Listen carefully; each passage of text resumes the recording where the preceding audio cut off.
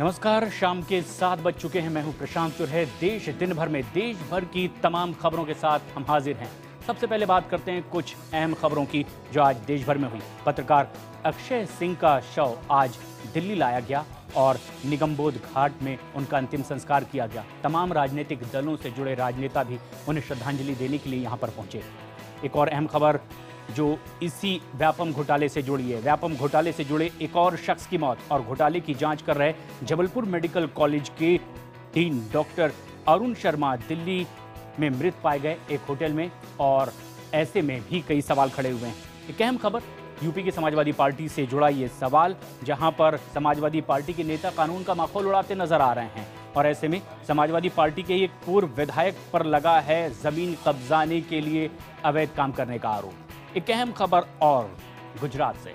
Land cruiser गाड़ी बेशक लोगों का सपना होती है, लेकिन एक शख्स किस तरह उससे परेशान हुआ और गुस्से का इजहार उसने कैसे किया, ये खबर विस्तार से हम आपको बताएंगे। लेकिन एक 5वीं तस्वीर हम आपको दिखाते हैं। ये तस्वीर है गुजरात की ही, जहां पर डायमंड के व्यापार से जुड़ा हुआ एक अहम शहर, जहां बारिश की वजह से कारोबार ठप पड़ा हुआ है। अमरेली की पूरी बात विस्तार से करेंगे कुछ देर में, लेकिन सबसे पहले एक और अहम खबर हम आपको बताएं। बिहार से जुड़ी रामविलास पासवान का जन्मदिन धूमधाम से पार्टी कार्यालय में मनाया गया। लालू प्रसाद यादव ने हैप्पी बर्थडे भी उन्हें बोला, लेकिन रामविलास पासवान ने लालू पर कैसे साधा है निशाना, ये खबर हम बताएंगे आपको कुछ ही देर में। और सबसे पहले बात अक्षय सिंह की मौत से जुड़ी। उनका अंतिम संस्कार आज दिल्ली में कर दिया गया। निगमबोध घाट में अक्षय का अंतिम संस्कार किया गया तो राजनीतिक दल से जुड़े तमाम राजनेता उन्हें श्रद्धांजलि देने के लिए पहुंचे। अक्षय को अंतिम विदाई देने के लिए कांग्रेस उपाध्यक्ष राहुल गांधी भी निगमबोध घाट पहुंचे। उनके साथ अजय माकन भी पहुंचे। दिल्ली के मुख्यमंत्री केजरीवाल और दिल्ली बीजेपी अध्यक्ष सतीश उपाध्याय ने भी पत्रकार अक्षय को अंतिम विदाई दी। आज दोपहर करीब 12 बजे वडोदरा से उनका शव दिल्ली लाया गया। कल उनका दाहोद में पोस्टमार्टम किया गया था। आपको बता दें, अक्षय सिंह व्यापम घोटाले में मारी गई एक संदिग्ध के घर पर उनके परिवार से बात करने मध्य प्रदेश के झाबुआ गए थे। परिवार से बातचीत करते हुए वो ठीक थे, लेकिन अचानक उनकी तबीयत बिगड़ी और कुछ ही देर में उनकी मौत हो गई।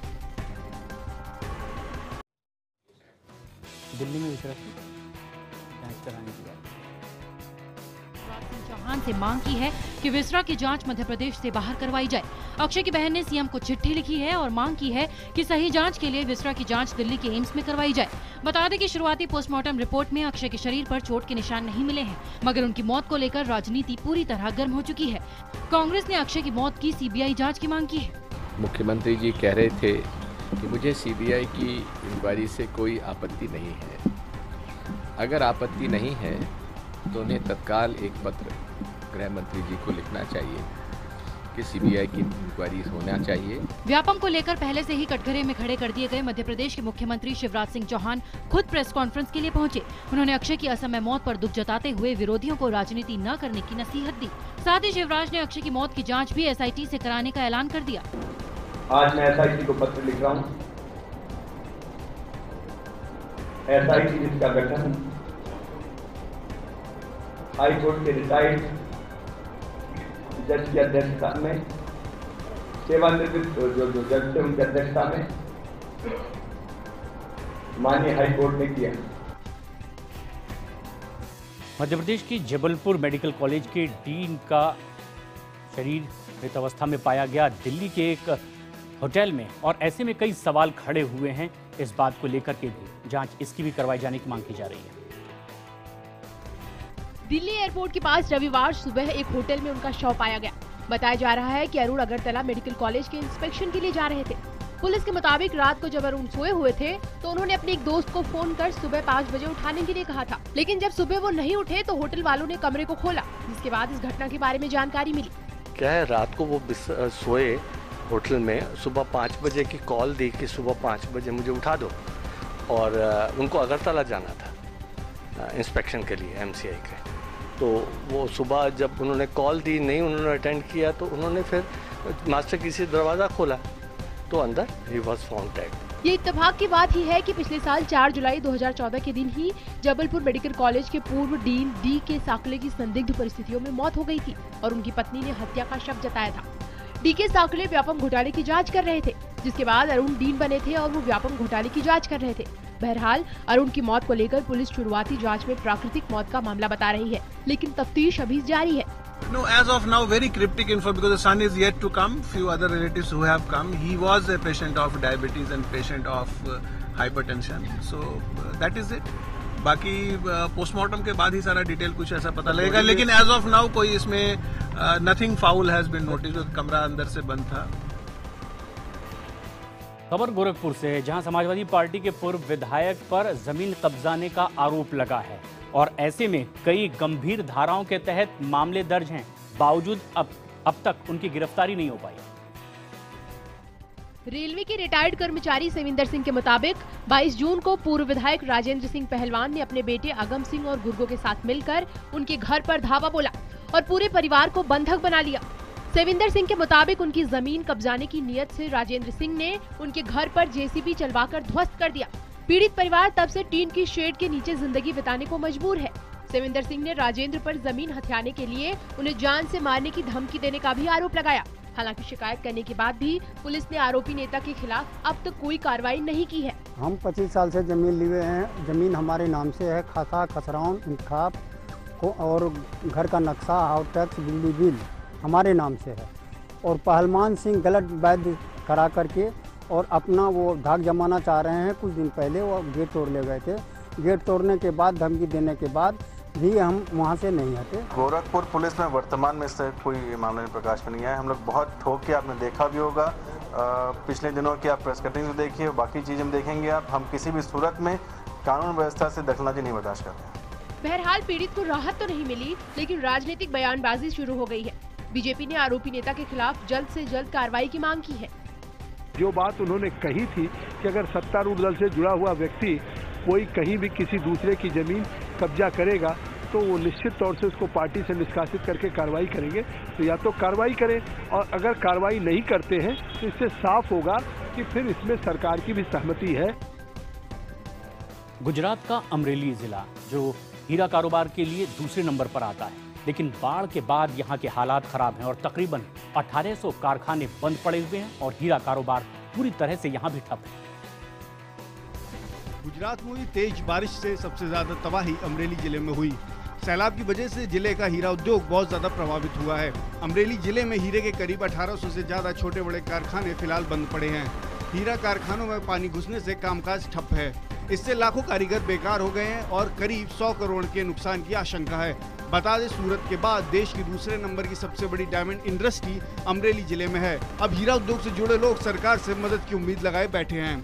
यहाँ डायमंड के हमारे 1.5 से 2 लाख वर्कर्स है यहाँ, और हमारे डायमंड का यहाँ का 100 करोड़ से भी ज्यादा का टर्नओवर का नुकसान हुआ है लेकिन बाढ़ के प्रभावित होने से। बिहार विधानसभा चुनाव नजदीक आते ही राजनेता बढ़ चढ़कर बयान दे रहे हैं और ऐसे ही उत्साह में बीजेपी के सांसद अश्विनी चौबे की जुबान फिसल गई और उन्होंने दे दिया एक विवादित बयान। क्या है वो बयान, हमारी इस रिपोर्ट में देखिए। विवादित बयानों में फंसते रहे अश्विनी चौबे ने एक बार फिर विवादित बयान दिया है। खगड़िया में बोलते वक्त अश्विनी चौबे ने नीतीश कुमार और लालू प्रसाद पर जमकर हमला बोला और उन्हें काला सियार और गोरा सियार बता डाला। अश्विनी चौबे ने कहा कि नीतीश कुमार सत्ता और अहंकार में पूरी तरह डूबे हुए हैं और उन्हें राज्य नहीं बल्कि सत्ता प्यारी है।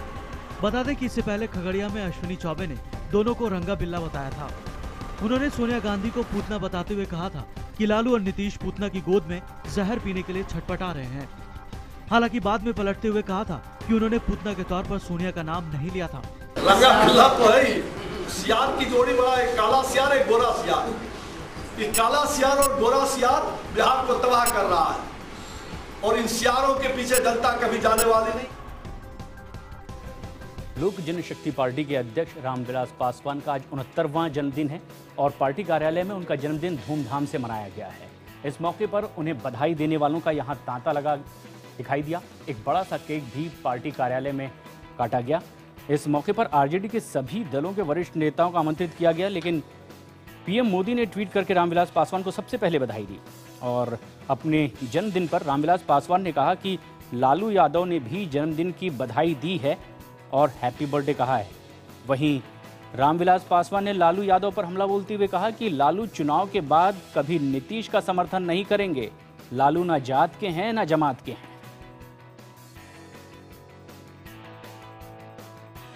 और एक अहम खबर है जौनपुर से, जहां पर जिला जेल में कैदियों ने जमकर हंगामा किया है और ऐसे में पुलिस पर पथराव भी किया गया। लूट के आरोप में जेल में बंद कैदी श्याम यादव को पुलिस ने 27 मई को सिकरारा जेल भेज दिया था।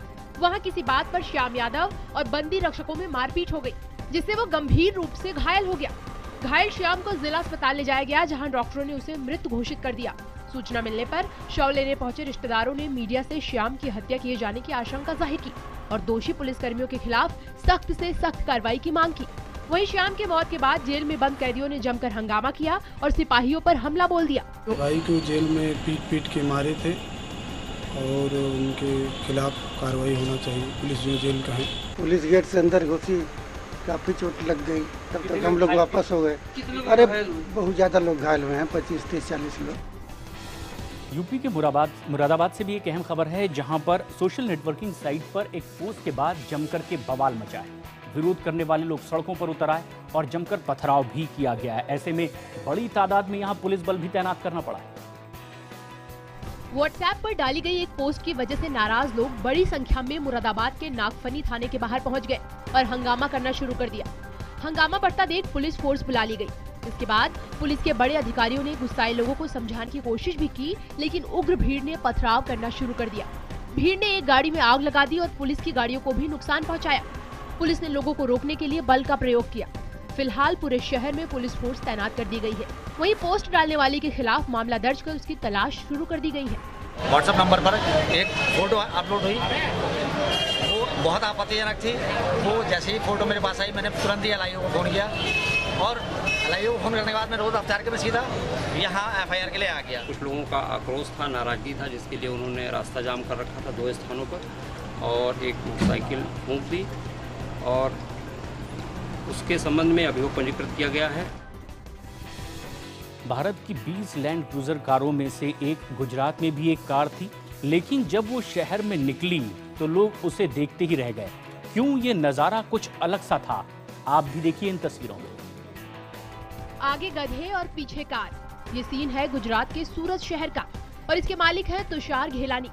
दरअसल तुषार लैंड क्रूजर खरीदे जाने के बाद से ही इसकी सर्विस को लेकर बार बार परेशानी से जूझ रहे थे। तुषार ने मुंबई से कार खरीदी थी। इसके बाद जब उन्होंने गाड़ी की सर्विस के लिए डीलर से संपर्क किया तो डीलर ने उन्हें कोई रिस्पांस नहीं दिया। इसके बाद तुषार ने गधों से गाड़ी खिंचवाई।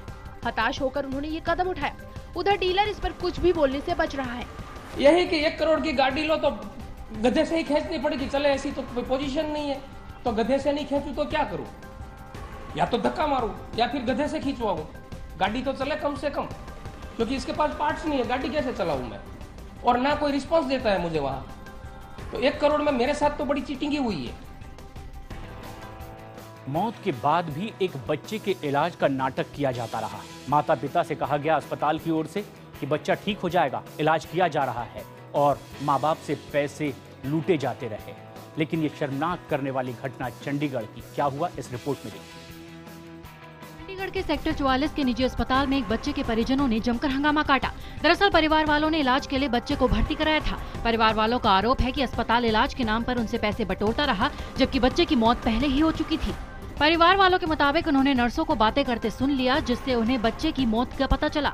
इसके बाद परिजनों ने अस्पताल में जमकर हंगामा किया, जिसके बाद दोनों पक्षों में झड़प भी हुई और इसमें बच्चे के कुछ घर वाले भी घायल हो गए। आईसीयू में लड़की थी, उससे बात करते हुए मैंने सुना। उसने बात बोली कि वो डेड समरी बन चुकी है बच्चे की, नीचे फ़ोन पे कम्युनिकेट कर रही थी। मैं घबरा गया जी।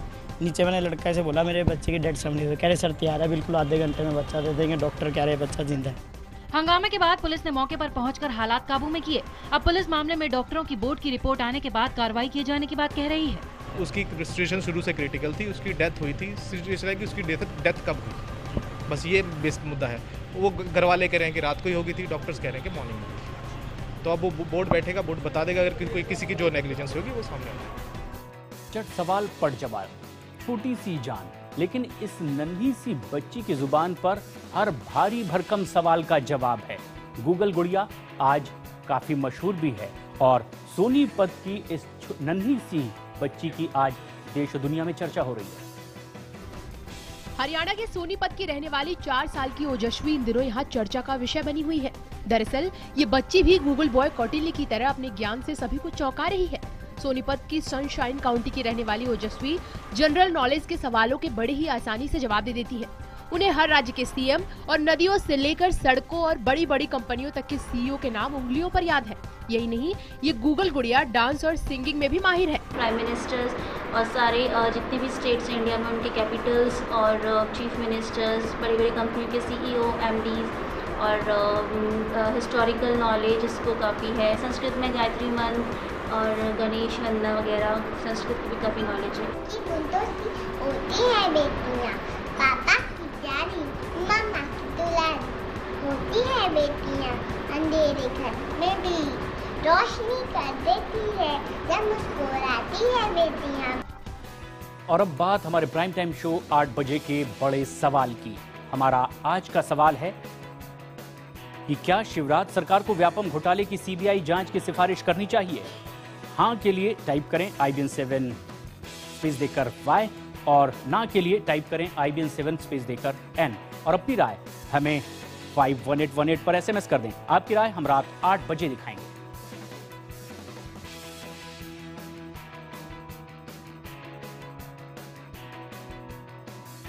फिलहाल हम रुक रहे हैं एक छोटे से ब्रेक के लिए। कुछ और अहम खबरों के लिए बने रहें हमारे साथ।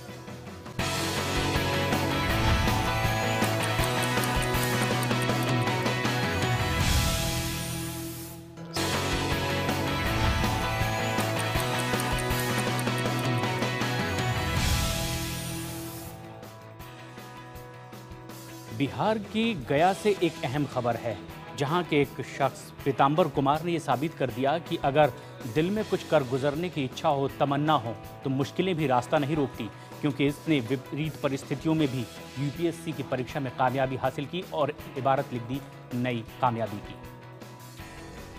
गया के पटवाटोली गांव के रहने वाले पीताम्बर ने यूपीएसएससी में 754वीं रैंक हासिल की है। दरअसल इस गांव में ज्यादातर परिवार बुनकर का काम करते हैं। कपड़ा उद्योग होने की वजह से यहाँ हजारों पावर लूम दिन रात चलते रहते हैं, जिससे दिन रात इस इलाके में शोर होता रहता है। लेकिन इन सब परिस्थितियों के बावजूद पीताम्बर ने कामयाबी हासिल की। यही नहीं, पीताम्बर की पढ़ाई के लिए परिवार ने लोन भी लिया था, जिसे पीताम्बर ने जाया नहीं जाने दिया। पीताम्बर की सफलता से गांव वाले भी बेहद खुश हैं। काफ़ी सफलता है, पहले आई थी, लेकिन उसके बाद इस बार मेरा फर्स्ट टाइम इंटरव्यू कॉल आया और I was able to get into the service. I secured 754 rank. Meerut के पोस्टमार्टम हाउस में यहाँ मुर्दे भी कीमती हैं, क्योंकि यहाँ बदमाशों की नज़र में जिंदा नहीं, मुर्दे भी अब कमाल कर सकते हैं, क्योंकि यहाँ मानव अंगे की तस्करी हो रही है और ये काला कारोबार धड़ल्ले से हो रहा है, कानून को ताक पर रखकर। मेरठ में रहने वाले पेशे से वकील कपिल का दावा है कि पोस्टमार्टम हाउस में आने वाली लाशों से तस्कर अंग गायब कर रहे हैं। लाला लाजपत राय के पोस्टमार्टम हाउस में कपिल ने स्टिंग तक कर डाला। कपिल के मुताबिक मानव अंगों को एक तांत्रिक को 2000 से 20,000 रुपए तक में बेच दिया जाता है। दरअसल मेरठ के इस पोस्टमार्टम हाउस में आने वाली लाशों की संख्या भी ज्यादा है, क्योंकि यहाँ कई जिलों से शव जाँच के लिए लाए जाते हैं। इस बात का भी आरोप लगाया जा रहा है कि मानव अंगों की ये चोरी कुछ डॉक्टरों की मदद से अस्पताल के ही कर्मचारी करते हैं। यहाँ से तांत्रिकों को इस प्रकार से अंग जो तंत्र विद्या में काम आते हैं मानव शरीर के, वो दिए जाते हैं और उसकी कीमत अलग अलग तरह से तय की जाती है। ऐसा कार्य जो है वो किस स्थिति में ये हो रहा है, इन सभी के बारे में ये जांच पड़ताल करेंगे और शासन को इसकी रिपोर्ट भेजी जाएगी। केरल में अलपुझा के तट पर एक संदिग्ध बोट मिली है। बताया जा रहा है कि ईरान की ये बोट है, इसे कब्जे में ले लिया गया है और कुछ लोगों को हिरासत में भी लिया गया है और पूछताछ की जा रही है। नाव में मौजूद तकरीबन 12 लोगों को गिरफ्तार किया गया है। कोस्ट गार्ड ने यह कार्रवाई की है। उनके पास से थोराया सैटेलाइट फ़ोन भी मिला है और इसकी जांच एजेंसियां जांच में जुटी है। केरल पुलिस से मिली खुफिया सूचना के आधार पर यह संदिग्ध बोट पकड़ी गई है और बोट को 4 जुलाई को पकड़ा गया है। फिलहाल लोगों से पूछताछ की जा रही है कि आखिर इनका मकसद क्या था। फिलहाल इस बुलेटिन में इतना ही, लेकिन देश और दुनिया की तमाम ताज़ा खबरों के लिए देखते रहें IBN 7।